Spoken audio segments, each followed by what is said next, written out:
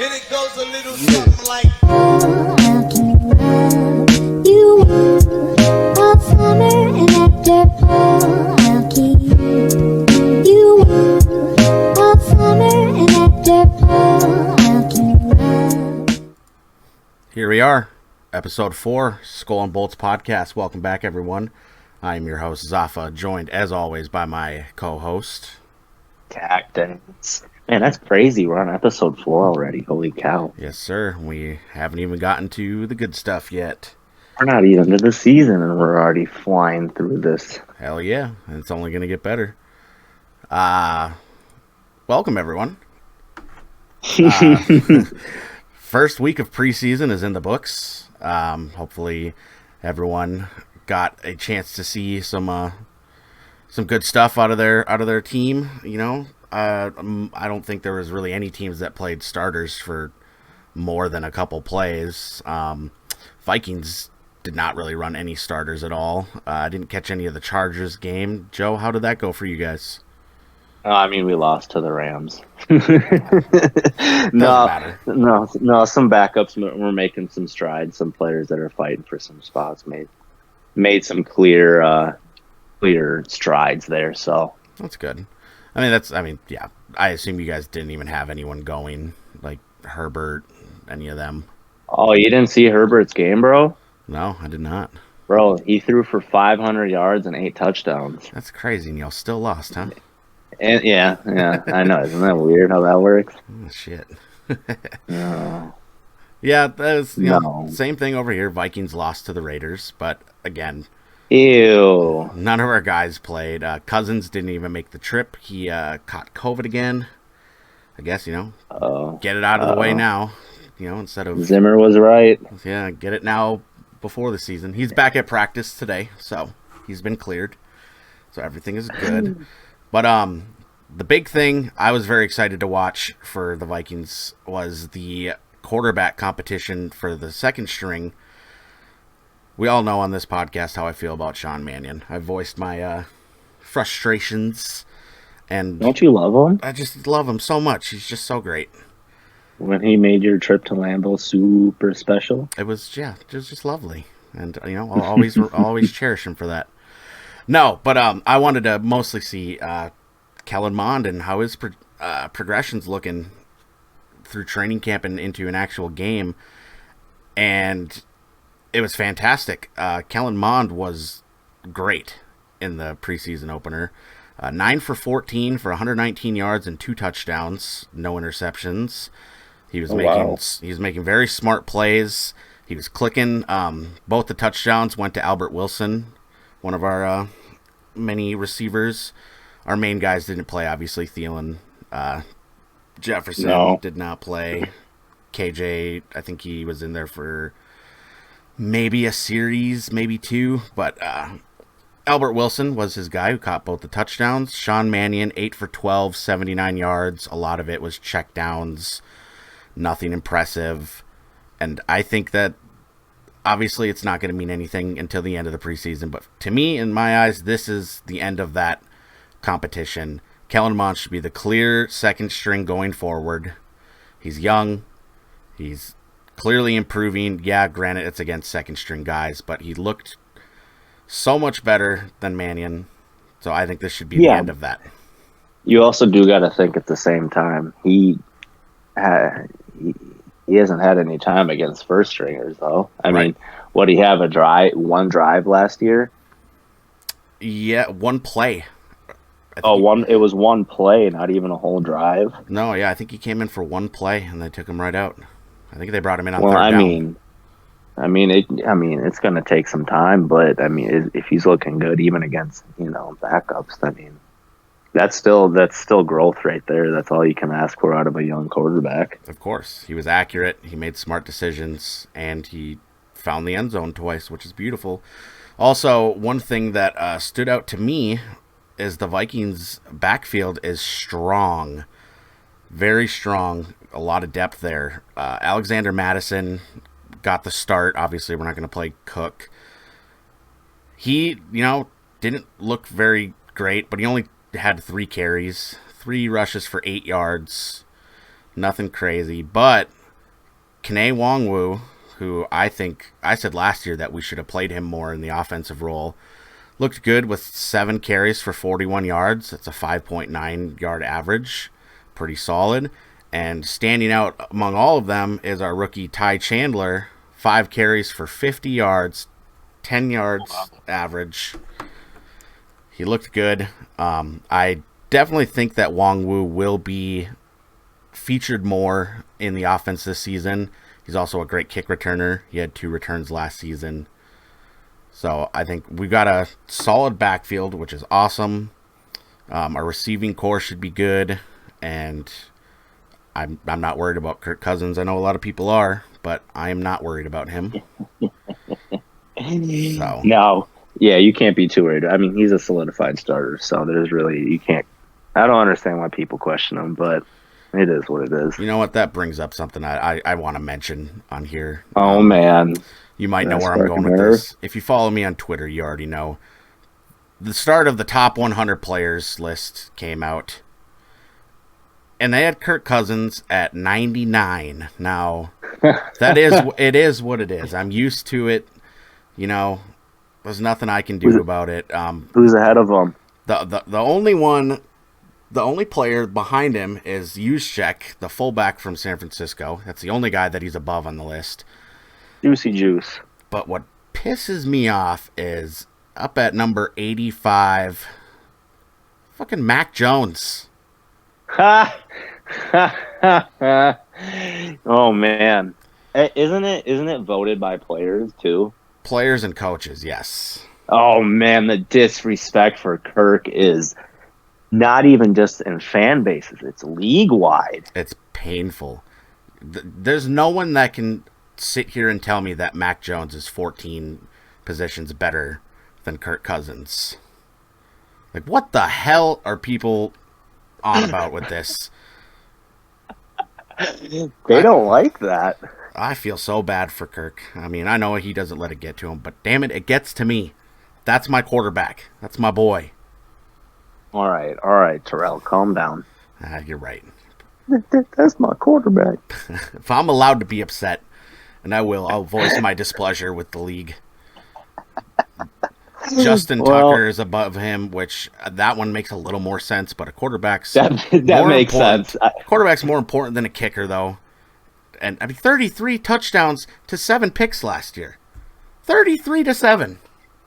4,200 yards. What are people not seeing that they think Mac Jones is above him? My ass. That's right. I'm going to leave it at that. I personally have never been a fan of the NFL Top 100. The only time I ever tuned in and actually watched the videos is when Phil made it on there. Right. Just so I could see what the players had to say about playing against Phil, and it was always the same thing. He's the best trash talker in the league. He'll talk your ear off the whole game. But other than that, I don't really care about it. I wouldn't. I normally wouldn't until I saw Mac Jones coming in 14 spots above Kirk. It is what it is, though. We'll see. Maybe Kirk can disprove it this year. Well, we'll see it when Kirk torches the Patriots on Thanksgiving night. Torches them. You heard it here first. 323 yards, 3 touchdowns, no picks.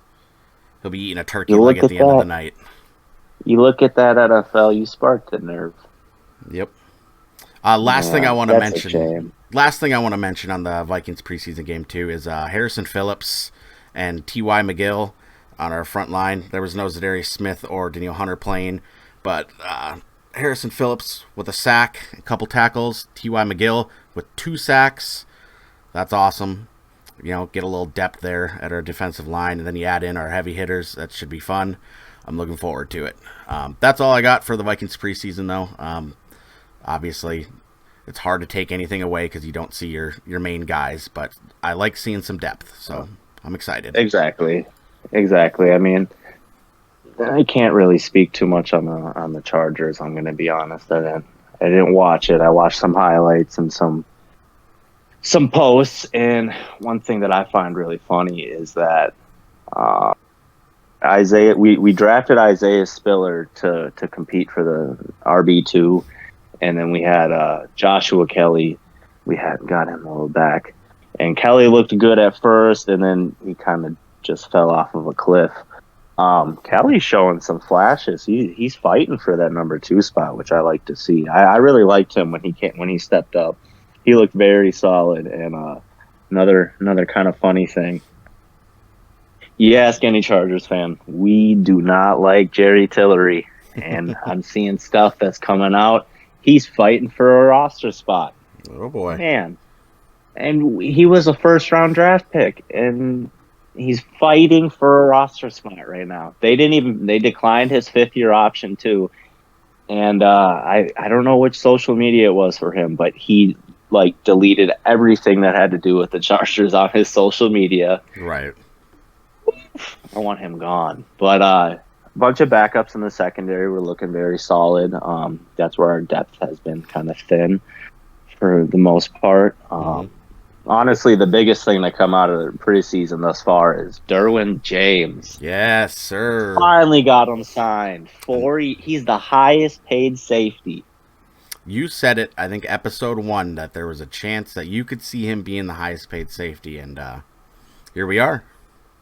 I mean, okay, yes, being available is probably the best thing you can have in the NFL. Yes, he's had injuries, but when he's on the field, he's not just a safety. He's all over the field. He is, again, this is probably biased, but I think he's the number 1 safety in the league, and that just goes to show it.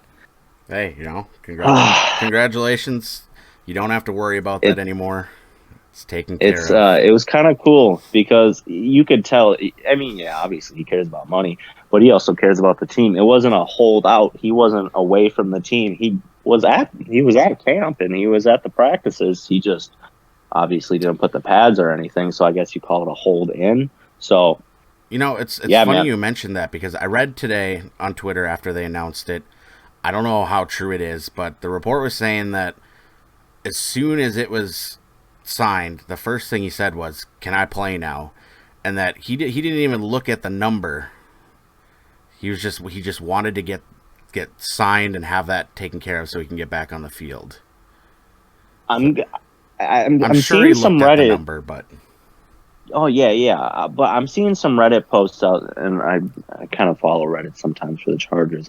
Some people on there are kind of theorizing that, what if the Chargers were like, no, we're gonna keep you out of contact, because I bet you there is some injury. I don't know. I mean, I don't think we'll know, but I bet you there has to be some injury clause in there, because again, yes, he's been hurt, and I bet you they were like, we don't want you playing just because we just want to get this contract signed, yada yada yada. But yeah, man, I'm so pumped that we got him signed. I'm so happy because in Madden 23, I've done a few simulations. Every time I get to free agency, he's always a free agent. I'm like, no, the Chargers would re-sign him. Stop with this. Yeah. Well, so I'm happy we got him signed. We'll get into Madden 23 later. We got some interesting topics to go over about that. But final note, you've brought it up since the very first episode. The waiting game, just trying to get Derwin signed. I'm happy for you guys. I hope you guys do good this season, because we're not even conference opponents, so it doesn't affect me. I hope you guys do good, and I'm glad you got your guy. That's very awesome. So, also, one more super quick thing. So, Chargers and Cowboys practice today, and Mac is looking amazing. That's awesome. I know I sound like a fucking broken record, but dude, J.C. Jackson, Derwin James, Joey Bosa, Khalil Mack.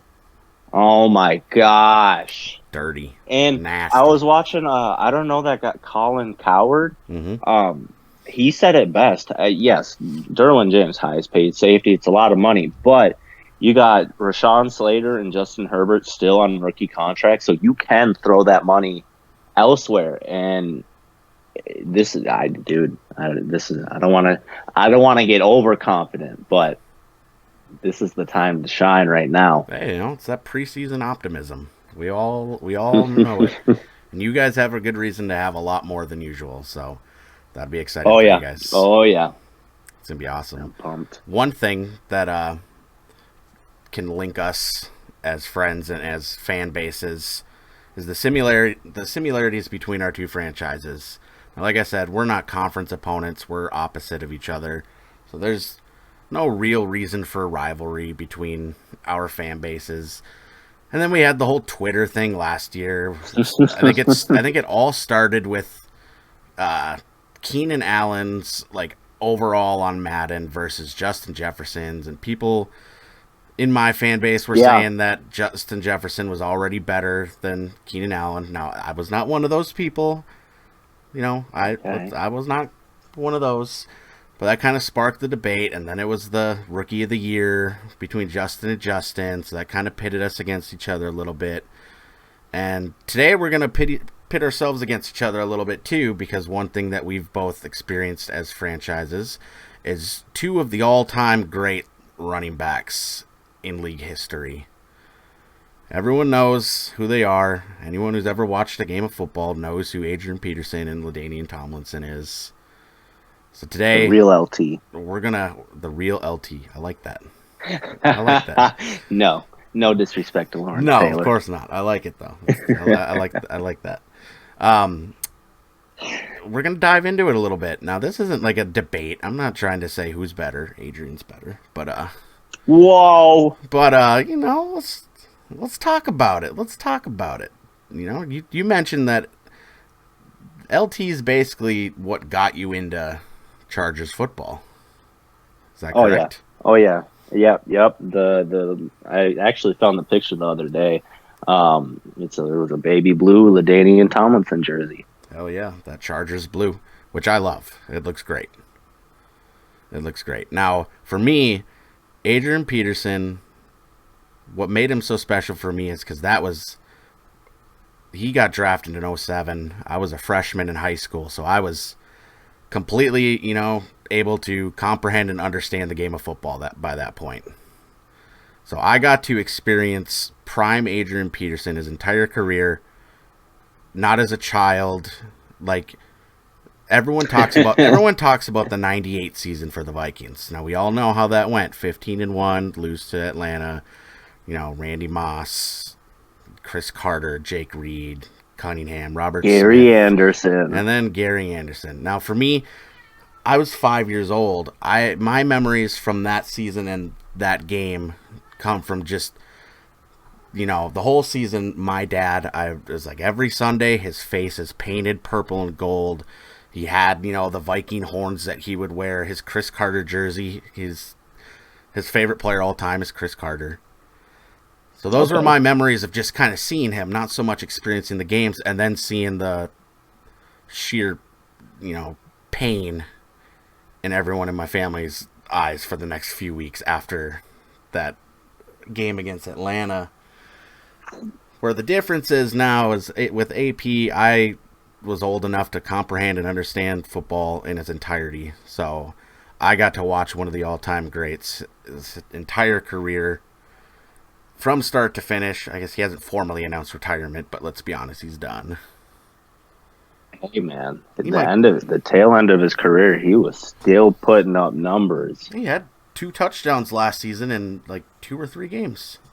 So didn't he have a thousand? I don't know if it was 1,000. I might be way off, but was it the red? I can't say that word. Wasn't it with Washington?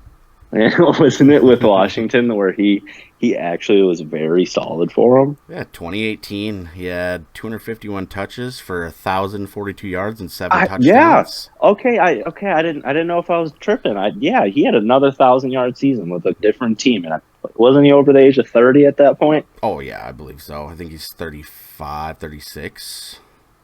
So yeah, he would have been. And then the next year with Washington, he had 900 yards. And then 2020 with Detroit, he had 600 yards and 7 touchdowns on only 150 touches. So, I mean, still not bad. Averaged 3.9 yards per carry, which is still pretty good at his age.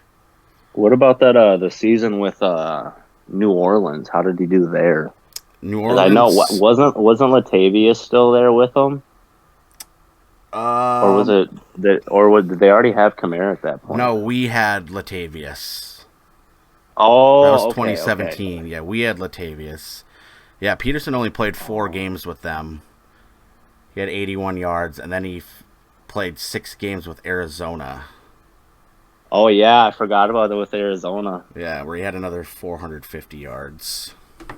Man, he was amazing at the tail end of his career. Yeah, for sure. And then That's insane. last year, yeah, he played 4 games total, 3 with Tennessee, 1 with Seattle, where he had 2 touchdowns, 1 with each team. So, and he was mostly... Oh yeah, he had a weird number, wasn't he? Wasn't he number 8 for the Titans? Yeah, I think he was, and then he wore 21 in Seattle. So also... That's not his number. It's not, no. But it is what it is. So that's the tail end of Adrian's career. Now, all day. Now with Tomlinson, tail end of his career, he spent with the Jets 2 years, I believe, right? Yeah. They did solid on that. Like those 2 years with them, they did solid. I think one of those years they beat a Peyton Manning led Colts, and then Now, is this the Mark Sanchez AFC Championship run? Yup. Okay, yes, it is. That's awesome. That was crazy. And I'm looking at his stats here. Yeah, he was 31 his first year with the Jets. 914 yards with 6 touchdowns. Pretty solid. I don't know which Madden it was, but there was a It was the year that he signed with the Jets. There on the Xbox 360. They like had a free trial for it or whatever it was. You could download like part of the game, and there was only 2 teams available to play as, and one of them was the Jets. And I was like, cool, bet I'm gonna just keep playing the same team over and over and over and over again because I get to play as Tomlinson. Hell yeah, that's awesome. So one thing that's just so cool about both of them is even at the tail end of their careers, solid with new teams, in the 30s, played very well. Tomlinson would have never got those yards if he in fact signed with the Vikings. Right, we mentioned that before too. He visited with Minnesota. I remember that too. My dad woke me up in the morning before school one day, and he's like, "Dude, Tomlinson's visiting in Minnesota. He's visiting Minnesota." And I go turn on NFL Network, and sure as shit, Tomlinson was in Minnesota, and I was like, "Oh my goodness." That's awesome. If he comes to Minnesota, that means I could somehow see him play, like in person. I could convince my dad to buy us tickets to go.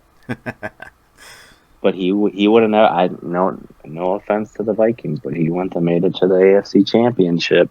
Oh, very, very true. It's not like we didn't. Especially with a Mark Sanchez, a butt fumble led team.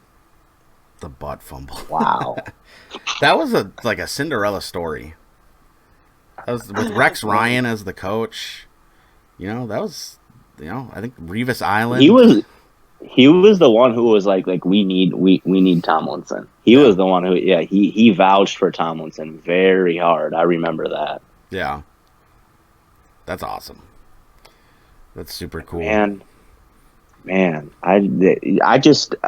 what could have been? It's crazy to think that Tomlinson and Peterson could have been in the same backfield at the same time. That would have been unbelievable. That would have been unbelievable. The best backfield of all time. Maybe not at the time, you know what I mean, like at that time in their careers, or career for Tomlinson being, but having those two in the same backfield, that would, like, just looking at that, you're like, okay, that's some Madden bullshit right here.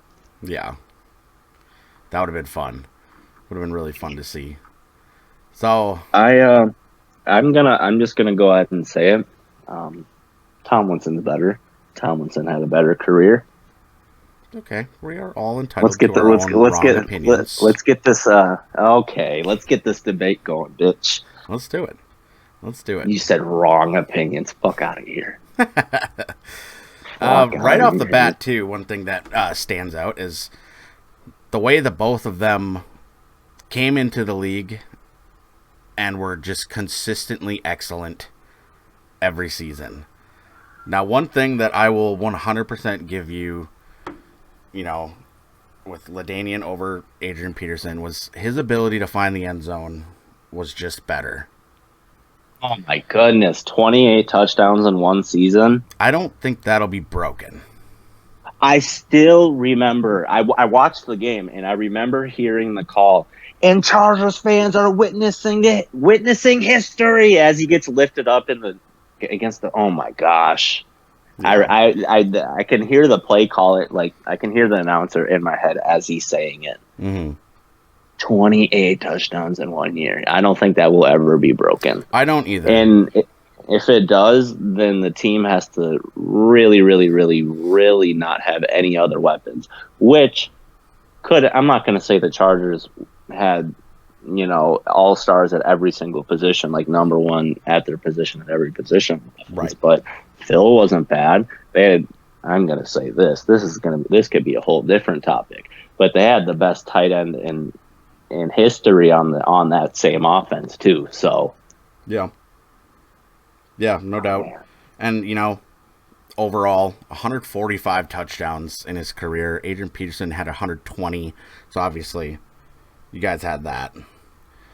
But I want to this stat just absolutely blows my mind. It's insane.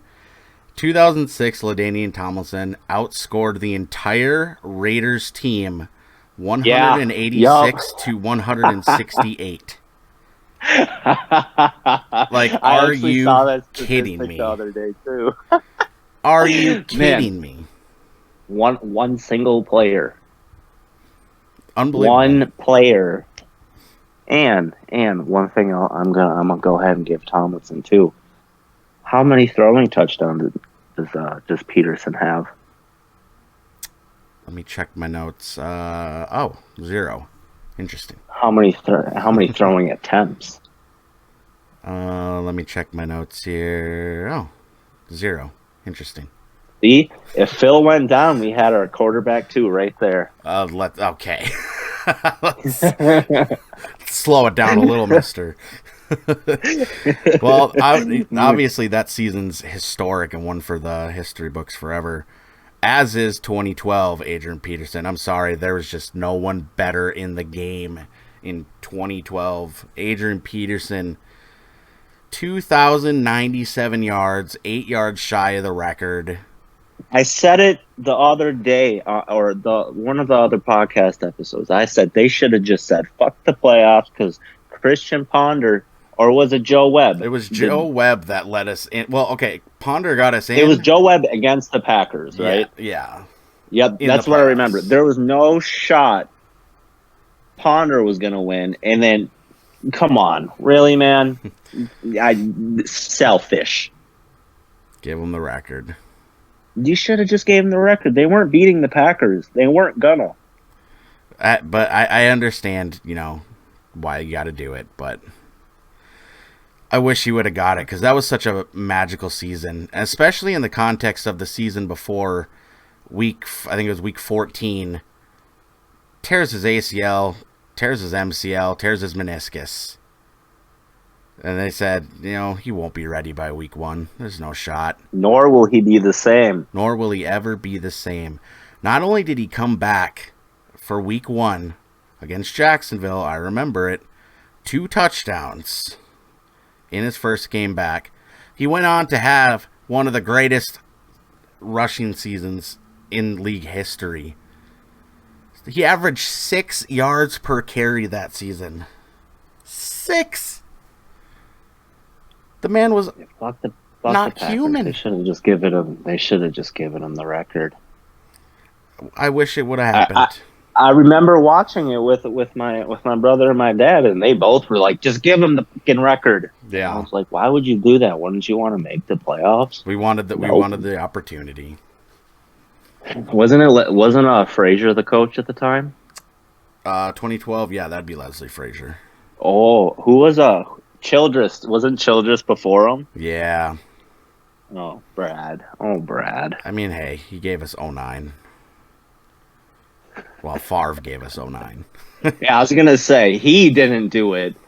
He did not do it. Yeah. Brett Favre did. Sadly, 2012, Adrian Peterson, that incredible season, MVP. He's actually the last MVP that was a non-quarterback, which is sad. 10 years ago was the last time we had a non-quarterback MVP. Is what it is. But he came up just shy of that record, but there is a record that he did get. Sorry to do this to you, but it was against the Chargers. Yeah, yep. In the same game, you know what also happened? Antonio Cromartie got a 109-yard the return, 109-yard field goal return. That's the only positive from that game, but yes, I know longest exactly what you're talking about. Longest touchdown in NFL history. Can never be broken, can only be tied. But Adrian Peterson, 296 yards, all-time record. That was his rookie season, too, which is crazy. Yeah. Absolutely crazy. Yeah. And it doesn't matter that it happened against the Chargers. It's just kind of funny. Yeah, no, it does matter because, like, come on. You don't say that. You know it does. Talking to me. Fuck out of here. It doesn't matter. And why'd you bring it up? Even say, like, it was against the Chargers. You know what you were saying. I wanted to get you a little fired up. Yeah. Oh, yeah, I could tell. But, yeah, that was, I can tell.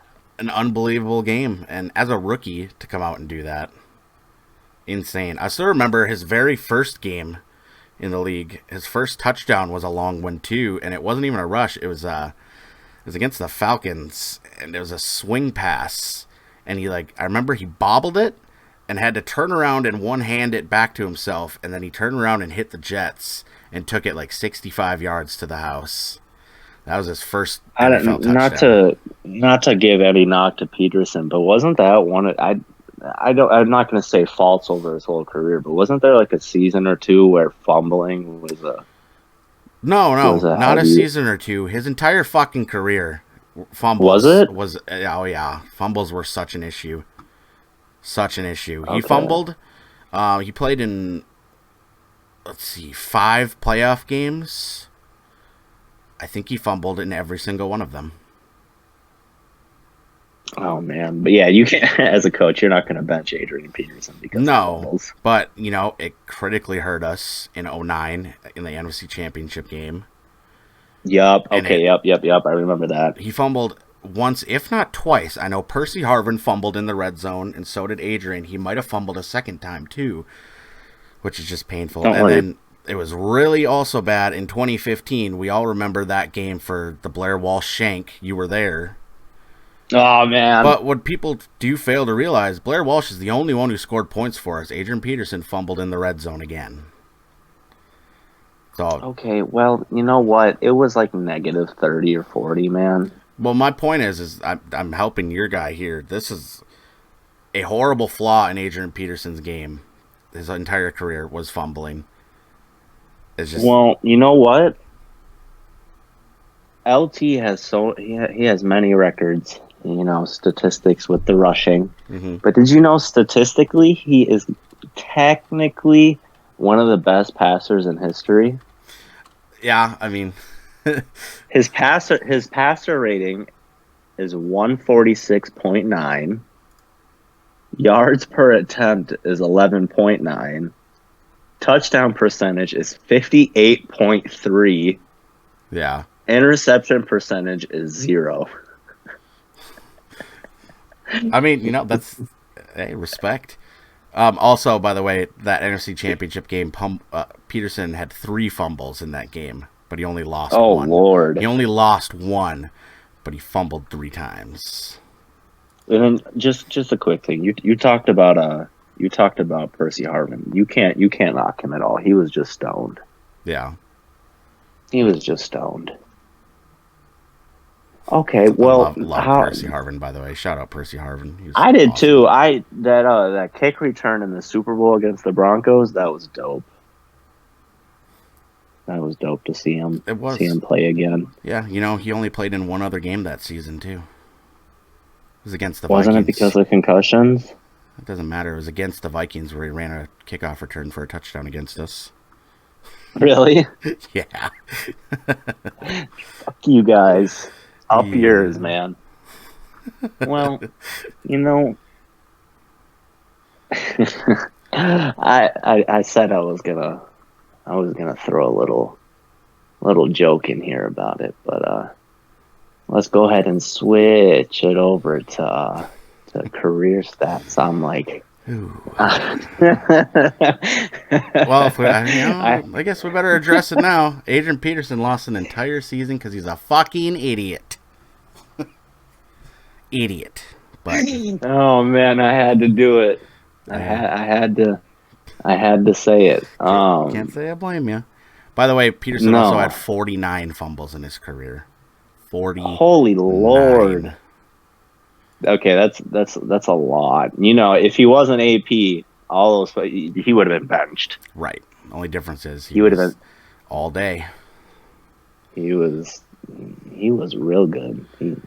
He was. But yes. Wasn't his game was, I mean, again, anything I say is definitely not a knock on him, because as a Minnesotan, I firsthand know how good he is and how great he was, yada, yada. Right. But wasn't he more of like I wouldn't say one-dimensional, but he wasn't a receiving back by any means, right? Like he didn't do it very often. Not crazy. I mean, as his career kind of hit its prime, he definitely saw a lot more catches.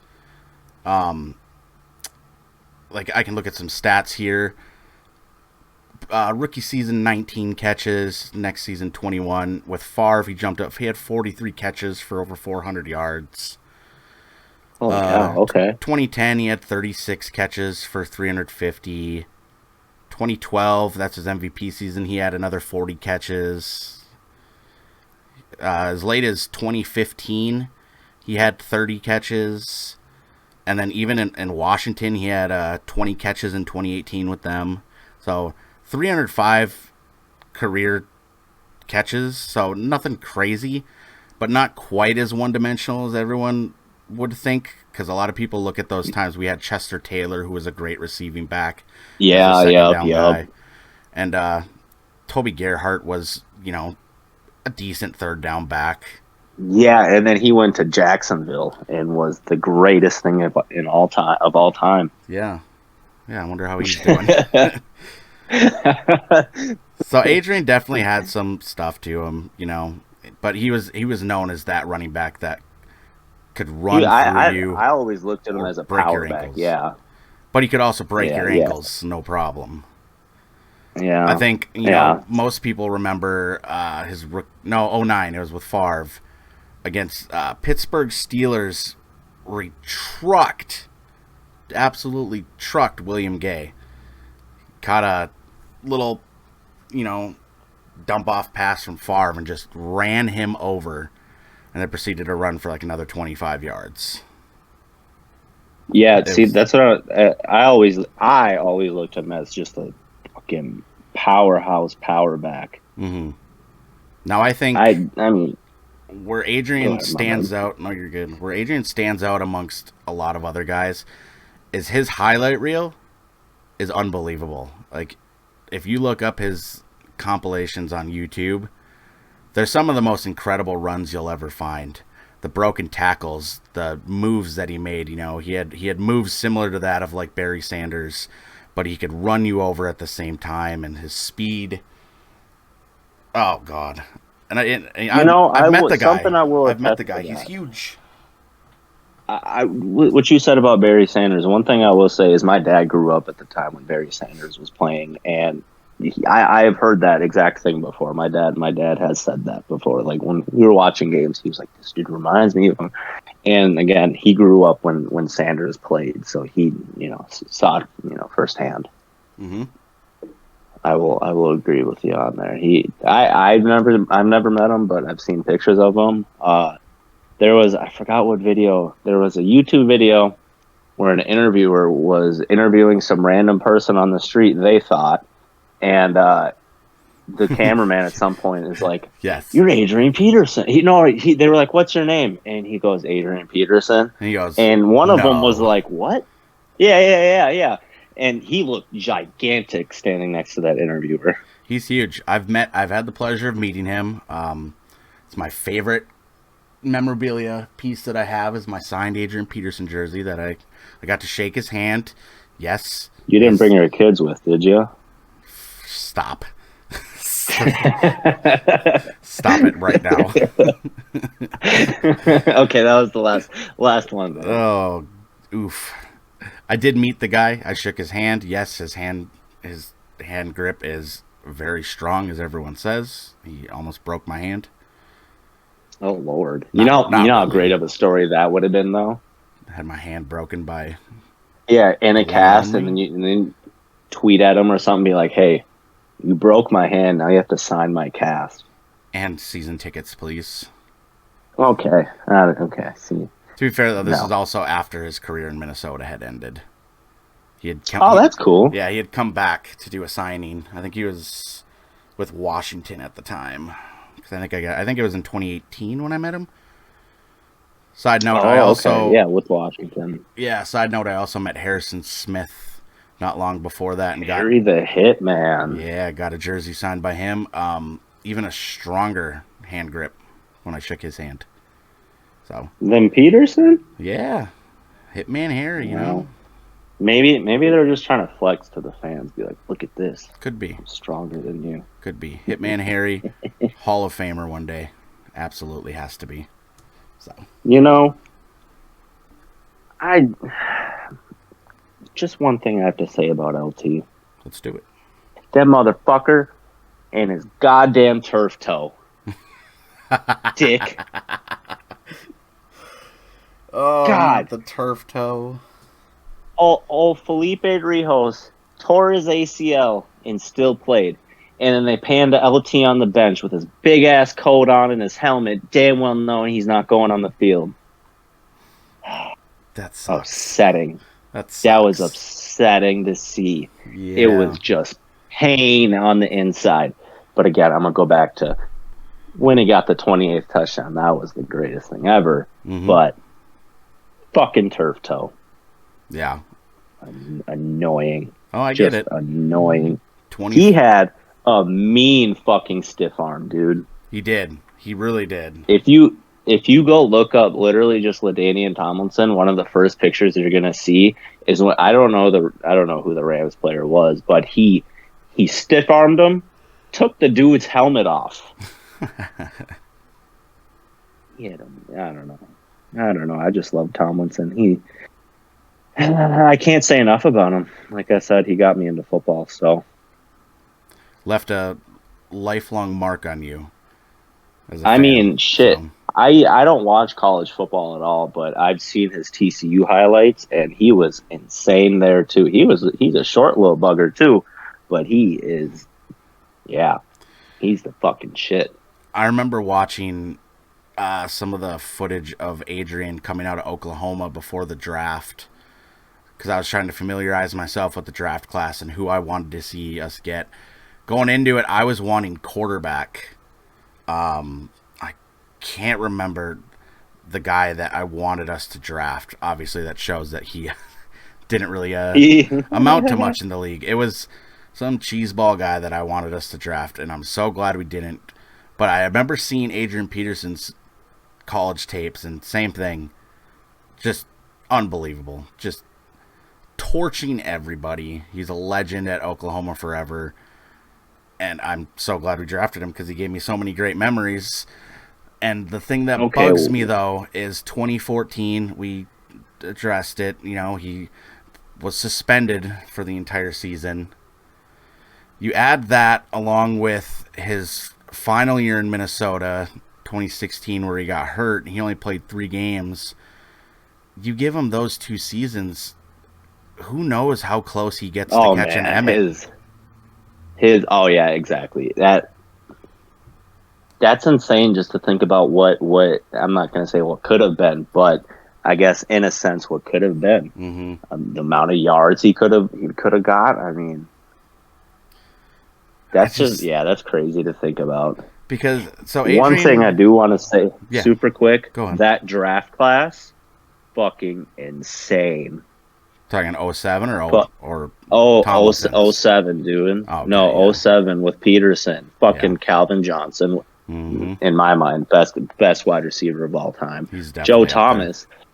Joe Thomas. Who the fuck knows linemen? Like, okay, I know the ones on my team, but I know Joe Thomas off the top of my head Of course. because he's the greatest of all time. There's very Patrick few. Willis, Patrick Willis. That's, Marshawn Lynch, Revis Mode. Island. that's a Oh filthy my draft goodness. class. That's a filthy Greg draft class. Olson, Eric Weddle, Filthy. Sidney Rice. Oh my goodness, man. Marshall Yonda. I know that one. Ravens. I know that. I Yeah. remember watching the Super Bowl with the Niners, but that fucking draft class was insane. That is insane. And it really hurts Oh my me God. as a fan of Adrian Peterson. He finished, well, okay, he might not be done, but if he plays again, he'll just kind of have the piddle goal line role, third running back on a roster kind of thing, out of respect. But he finished up just shy of 15,000 yards. Now, What? for his career. 15,000 or 1,500? For his 1,500. career. 15,000 for his career. Oh, I thought you were saying like away from Emmett. I was like, dude, that's like fucking. No. No. I was like, holy shit. No, I think Emmett was just over 18,000. Now, you give played Adrian forever. Peterson those 2 seasons back in 2016 and 2014, and if he stays healthy, and it's all what if, but who knows where he could have ended up, because the 2012 season was not an anomaly where he went for just shy of 2,100 yards. 2008, almost 1,800 yards. 2009, 1,400 yards. 2010, 2013, both 1,300 yards. 2015, 1,500 yards. He could pop off, and he could have potentially got there had he, one, not get hurt, and one, not fucking hit his kid. Okay. I don't know why I find that funny. That's not good, but No, I get why you laugh. We'll leave it at that. that just kind of came out of the blue. Yeah. But as far as LT versus AP goes, I think it's so close, because AP finished with, like 1,500 more yards, but LT finished with 25 more touchdowns. That's pretty damn good for. I don't know, running backs man. There. 1,800 yards and 28 touchdowns in 1 year. Crazy. That's insane. And I mean, yeah, he had 3 receiving touchdowns that year, but whatever. He did have 500 receiving yards the same year. He had the 28 touchdowns too. Yeah, So 56 catches. I don't know. I think it's a buy. I mean, there's no saying who is better, but Here's one that I will give also to LT that was very impressive. His 2003 campaign, 1,600 yards, 13 touchdowns, very solid on the ground. But then another 100 catches with 725 yards and 4 touchdowns. That's pretty impressive. dude, he was a shifty little back, man. And you know the first quarterback he played with? Oh God, it's gonna be like Chad Pennington, maybe. Fuck no. Oh. Drew Brees. Oh, I was The Chargers had Drew Brees. I was thinking Jets. That's my apology, because I just looked at. Oh, no, I no, saw no, the no, stats no. at the end of his career. That's my bad. Yeah, that makes no, sense. yeah. Dude, imagine going from Drew Brees, Phillip Rivers To Mark fucking Sanchez. To the Dear butt fumble. God. Oh my gosh, that's just absurd. But I will go back to it. Fucking turf toe. But other than that, just watching his career play out, just absurd. And yeah, I'm just so, like I mentioned in a few episodes ago, but the fucking book with Tom Brady and LT's like biography, Mm-hmm. his life was crazy too, like how he came up. So his mom moved. She got a job, and they moved away from where he was going to go play ball, and he stayed with a teammate all throughout it, and then ended up at TCU, and then just fucking came out and killed it. The rest is history. Yeah, what stands out for me is, every year that he was in San Diego, he had double-digit touchdowns for you guys rushing. That's the consistency there for him finding the end zone is extremely impressive. Okay, I'm going to say it again, but I don't think anyone's going to break the 28 touchdown record. I don't think so. I don't think anyone will. He averaged 113 rushing yards per game that season too. Yeah. I don't know. I know the yards. So that's what I'm saying. I think it's a biased answer. Adrian Peterson more yards, but LT had more touchdowns. Let me put it this way: I don't think either of us are going to change each other's mind. Well, you know what? Because I don't even look at this so much as a debate as just a fun conversation about two of the all-time greats. I know that I'm not going to change your mind. You're not going to change my mind. We both acknowledge how good they are. You know how many seasons LT missed? You know where I'm going with it. Yeah. I'm not going to finish that. No, yeah, I don't, like you said, I don't think either of us are going to change our minds or change the other one's opinions, but I still go back to it. I just think that would have been fucking insane to see Tomlinson and Peterson play in the same backfield. Oh, 100%. And, you brought up before with LT's career, 7 passing touchdowns on 8 attempts. Or 8 completions, I'm sorry. It's pretty damn good. Dude, oh my gosh. That's what I'm saying, too. That was kind of funny watching, too, was just it would just be randomly, too. He would just pop out. Oh, a little lob touchdown. Mm-hmm. His game was not he was not one-dimensional. He could hit you on the ground. He could hit you in the air, and he could also catch the ball. They utilized him very well. One thing that I'm glad the Vikings stopped early in his career is Adrian Peterson was returning kicks in 07 and 08. Mostly 07 his rookie year. I did not. Are you serious? I didn't know that. Not every kick, but he had 16 returns in 07. I'm so glad that they stopped that. That's too much for a power back. Yes. That's way too much for a fucking power back. Yeah, no, that's scary. I don't want, I'm so glad they stopped that because I wouldn't want him returning kicks. It's just too much of a risk. Lord. Super, super quick. You talked about how you guys had Chester Taylor, right? Mm-hmm. Darren Sproles as a backup? Hell yeah. Hell yeah. That was crazy. I mean, LT could catch the ball, but sure as shit, you got Sproles there too? You got to watch the fuck out. And then, I will give LT this. This is why I think he hit. I'm not taking away any of LT's touchdowns, but when your fullback is arguably one of the best fullbacks of all time, Lorenzo Neal, mm-hmm. Man, that must have helped. Get on my hip and don't dip. On his record-breaking touchdown, Neal, that's what he said. That's what Neal said to Tomlinson. He was like, "Get on my hip and don't dip." And if you watch the play, Neal trips and LT has to bounce it to the outside. Yeah. Oh man, it's just man. I like you said, this is just fun talking about. Absolutely. Talking about LT. Yeah, I love it. My favorite thing with Adrian is anytime you handed him the ball, you kind of held your breath because there was always a chance that he could take any touch to the house. Oh yeah. And he did it a lot, and it was such a joy to watch.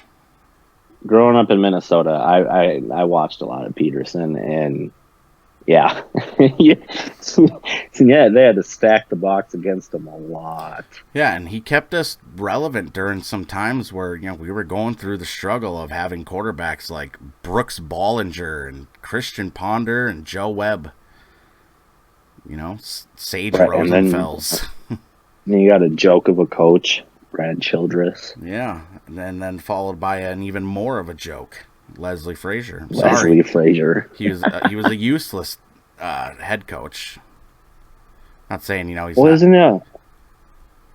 What's that? What was he before? Or I know is he still doing something? He did something in football after the Vikings. I don't know. He's still a coach, like a defensive coordinator. For a good Yep, team. Yep, that's what it was. For a good team, maybe. I'm not 100% certain, but it was for a good team last year. I gotta look this up. Yeah, I can take a look here. Buffalo Bills. Yeah, there it is. Yep. Yeah, good team. Yeah, solid team. Yeah, I knew he did something after the Vikings, but he was not a good head coach at all. No. And speaking of doing something after the Vikings and not being a good head coach, I just saw Mike Zimmer just picked up a job coaching a college program alongside Deion Sanders. Oh, okay. Yeah. I can't laugh at that because he's coaching with Deion, but Yeah. he's not even in the NFL anymore. Right. That's all I'm going to say about He's a Mike. joke. Yeah. Mike's a joke. But looking at our two boys, LT and AP, I think both hold, their respective record. Adrian's is more likely to be broken, but in today's game, I don't necessarily see 296 being broken because running backs are used so differently now. There's not a ton of running backs that are touching the ball 25 to 30 times and being, the center of the attack. A lot of guys are subbing in and out. The only one I can think of, Derrick Henry. King Henry, yeah. And you haven't seen one like King Henry in a while. Oh, for sure. That's what I'm saying. It's a harder record to break with LT. I don't think that the 28 touchdowns will ever be broken. Oh, okay, yeah, I see what you're saying. Yeah, especially with the mobility of quarterbacks these days too. I mean, and it's becoming it's a more and more passing league. Every year it's just more and more passing. I mean, I'm just gonna say this with the Chargers with Eckler. He's a great runner, but he's also he's a receiver too. So yeah, I don't see the 28 touchdowns being broken. Neither do I. And it's funny because with the 28 touchdown record, like yourself, I'm a big fan of the Madden franchise.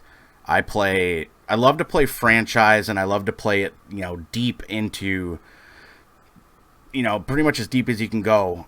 Like on 22, I have so many hours in it that I played until it forced me to retire because I'd played for so much in franchise. You did I think you did 25 years then.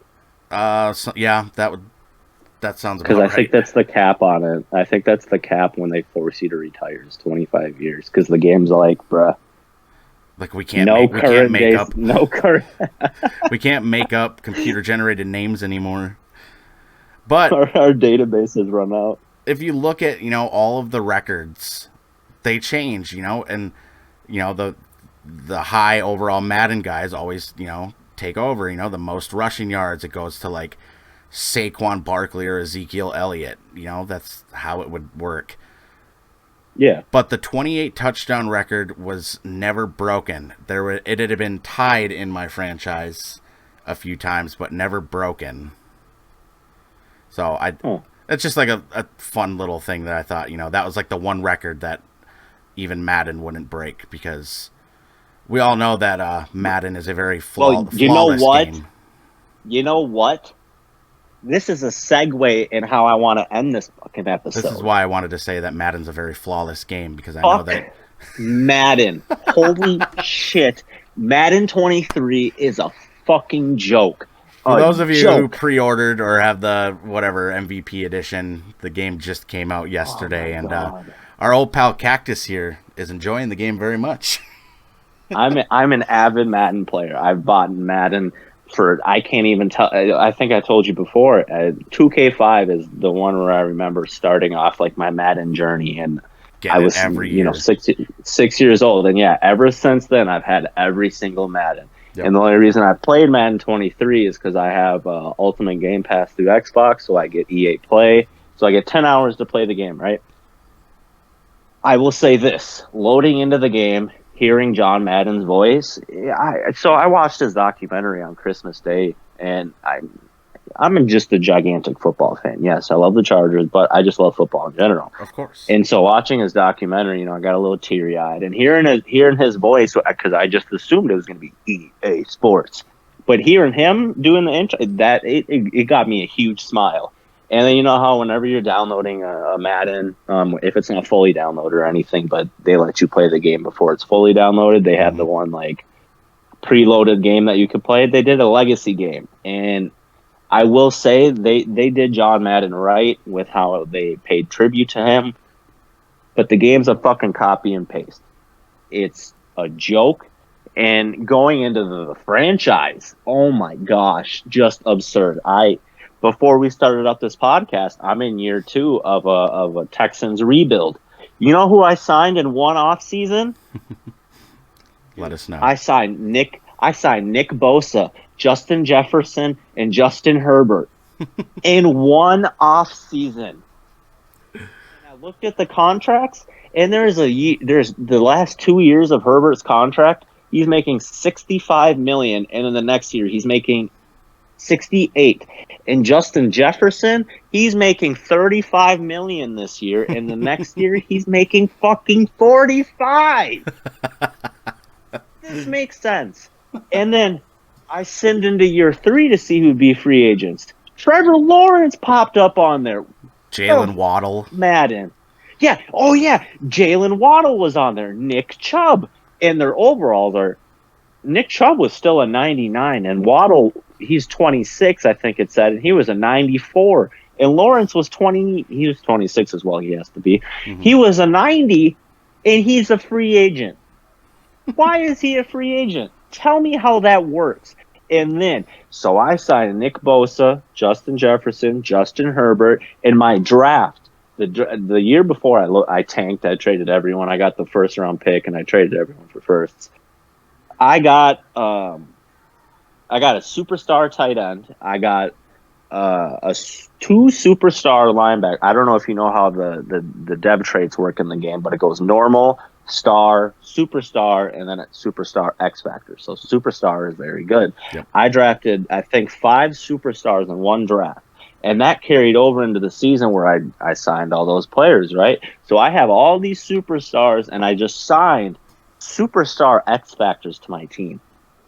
And I lost to a Jalen Hurts-led Colts in the wild card. Tell them how you lost. Tell them the score. 45-7. 40. Hurts threw for 6 touchdowns and 500 yards. What the fuck, Madden? I put, oh my goodness, the amount of money that was put into Ultimate Team last year, that's the only reason I played Madden, is for Ultimate Team. And I was looking at it, and I even watched some YouTube videos, and there are already YouTubers out there who's like, I put $1,000, and here's a $1,000 pack opening. And I'm like, yeah, fuck you. Never doing that again. And fuck you, Madden. I'm not buying this piece of shit game. I'm going to play the trial out because I'm just going to I like doing the little rebuild shit. Mm-hmm. But the game's a joke. Oh my gosh. I can't. To everyone out there, do not buy this game. And if you buy the game, buy it because you want to hear John Madden's voice in a Madden. The game is a fucking joke. And the mechanics, holy shit. It seems like it just gets worse and worse every year. It's absurd. That's very sad for me to hear because, like you, avid fan of the Madden franchise. Same thing. I remember 03 was the first year I got it. I'll never forget the soundtrack with like Alter Bridge playing while you're doing the training camp drills. It was just like the greatest. Yeah, didn't they used to have rock? Oh yeah. Okay. That's so many. The 03 soundtrack was incredible, and the mini camp drills was so much fun. And I've bought every single Madden since then, except for 21. I did not, with Lamar Jackson on the cover, 21. That one I skipped just because with everything going on in the world, COVID, all that, people being out of work, whatever. Long story short, sense. I was just, saving money, so I skipped on it. 22, I've put, no joke, 450 hours into it. Mostly playing franchise mode and online head-to-head. I didn't play any Ultimate Team with this one. Just fuck Ultimate Team. Yeah, I'm just kind of over the Ultimate Team. But I've gotten more than my money's worth on the franchise. Had so much fun. And with everything that you've told me, and I've seen some funny pictures and videos of glitches and stupid bugs in the game. The screenshot I sent you. The screenshot you sent me with... It was Keenan Allen wearing a gosh darn soccer jersey. On the back of his jersey, it said Johnson with half of the name cut off. Yeah, exactly. What? I'll be honest, I definitely don't see myself buying this game at least for a few months until maybe they can fix some of the stuff. But Black Friday. Yeah, I'm gonna stick to 22 and just keep playing that because I know 22 wasn't perfect, had its issues. For me, I haven't run into any issues with it, knock on wood. And with the franchise mode, it's usually not much that I have to worry about. I'm gonna skip on 23 for now, just based on what I've seen. And I mean, the game hasn't even fully launched until Friday, worldwide to everybody. Yeah. But I'm gonna sit back on this one for a while. The one positive I can say is there's a Wiz Khalifa and Ty Dolla $ign song on there. Okay. And it's the first song that is played. I mean, almost every time I've loaded in. Yeah. But half of the song is blurred out, and I'm like, these are my two favorite artists, and I just don't buy this game. Don't do it. Do not do it. You heard it here first, everybody. Skip this one. Man, I wish they did Madden way better because what it's going to be is it's going to be another microtransaction year. Mm-hmm. They're not going to fix any of the stupid bullshit that they keep saying they're going to fix. God, the scouting in there, absurd. I can barely tell which player is going to be good. And then like I said, I've done a few rebuilds on here. The first round draft picks, 15 out of them. I mean, some of them are even in the top 10. Normal dev trait. Are you fucking kidding me? Why tell me it's a top 5 projection?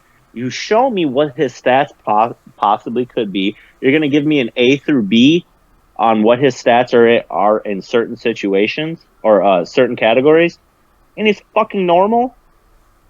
Oh my God.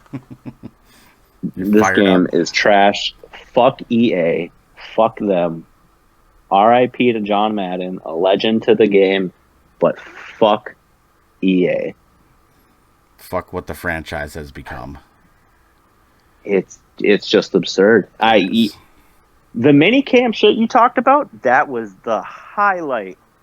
That was the funnest thing ever, where you had to earn points to upgrade players by doing drills. That was cool. Would awesome. I do that today? Would I do that today as an adult? Would I spend hours on end, doing minicamp drills to better players?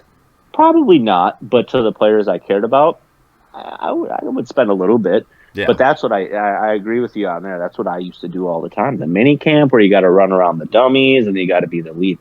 That was fun. You got the one-on-one drills. And I will say the best Madden, in my opinion, is going to be 2K5, where you have this apartment where you could customize it and it'd be a first-person point of view. You could walk through it, put trophies. You could put pool tables. Change the couches, change the floors, wallpapers. Well, that's why I've always preferred the 2K franchise. So I don't really play the NBA games.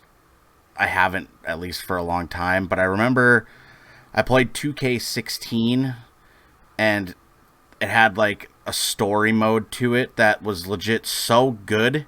The ending of it made me tear up. A basketball story, the ending had me tearing up because it was such a great story. And then I'm also a big fan of, I'm a WWE fan or a wrestling fan in general, so I've always played the wrestling games growing up. And for the past, I don't know how many years, WWE's 2K games have been dog shit. Very bad, very poorly put together. But this last one, 2K22, has been wonderful. The story is awesome. The spotlight matches where you get to play through like different career moments for Rey Mysterio is awesome. It's just they do it so much better as opposed to EA, which is just like you said, microtransaction bullshit, pay to win. I hate it. Fuck EA. Fuck them. Yeah. I wish they would have done John Madden better. I'm but with you. it is what it is. Moral is. of that rant. Go ahead and skip out on Madden 23. Not worth the money. Play it if you want, but proceed with caution. Don't say we didn't warn you. Play the 10-hour free trial and then come back and tell me if you're gonna buy it. That's a very smart way to look at it. So yeah. Well, Adrian Peterson, Ladainian Tomlinson, two greats. I liked comparing the two of them because it's fun to think back about their careers. So I enjoyed that this episode, and we can definitely do that with more players, going down the line. We're getting close. We're getting very close to the opener. Less than 30 days. NFL Sunday is going to be, the first game on the Thursday night, whatever day it is going to be awesome with Bills Rams to kick the season off. That's going to be we don't care about the Rams. That's going to be a great game though, as a football fan. I know.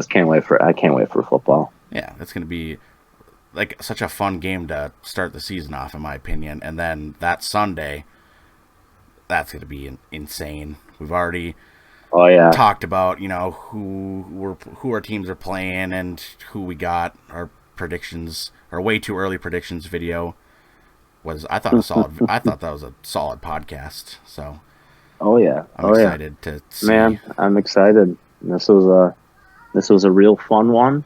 Mm-hmm. The time flew by really fucking quick. Yeah, it really did. Yeah. It was fun talking to you. I have to say this one more time, or two things. LT is better, and fuck EA. Bullshit. I'm with you on the fuck EA though, and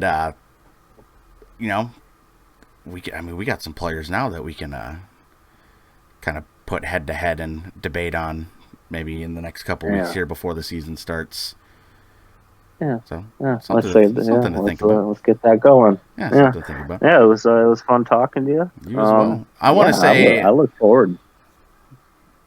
Go ahead. What do you look forward to? No, you're good. I was just saying I'm looking forward to more. Oh, hell yeah. I want to say a big thank you to everyone who has been listening to our podcast on YouTube. I've said it before, YouTube doesn't always have the best performance for podcasts, but when I look at the analytics, even our older episodes are still getting consistent views on them, several weeks later, which is so cool to see. And our Spotify, our audience has been growing every day I check. More views on each episode, which is so awesome. Would love to hear some more feedback in the comments on our YouTube channel if you guys have anything to add or you agree or disagree with. If you listen on YouTube, share the video maybe. Hit the like button and subscribe. That would mean a lot to us. If you listen on Spotify, share our podcast with some people. Because I think that this podcast is going to be a lot of fun once the season starts. And it'll be really interesting to look back and see, where our predictions go. And, I think we're just going to keep getting better and better at this. So, maybe tell a friend about the SkolNBolts Podcast if you like it. That's yes, sir. I think that's all I got. I think it was another solid episode. Sir. I mean, I'm just gonna say it one more time. Fuck EA. You got me. You got me riled up. That's fine. You got me riled up. It's fine. I'm gonna go take the anger out on Madden, and I'm probably gonna get more upset. But it is what it is. Just don't throw the controller, and you'll be fine. Well, I throw it into the couch, so it's fine. But Okay. I learned my lesson from throwing it at the ground and at the wall. Yes. Fuck EA, and we'll see y'all next week for the next episode of the SkolNBolts Podcast. Thank you so much for listening, guys. I am Zaffa. This is Cactus Joe. We'll see you next time. Peace out, y'all. Adios. And it goes a little something like. Oh,